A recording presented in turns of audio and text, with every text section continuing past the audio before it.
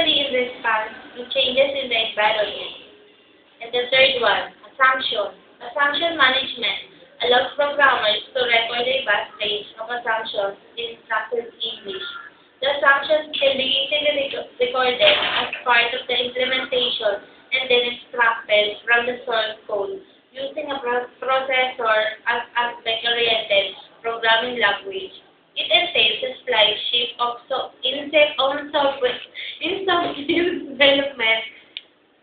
software development, usually that the assumptions that are being made as part of the development process must also be recorded in source code and other software artifacts.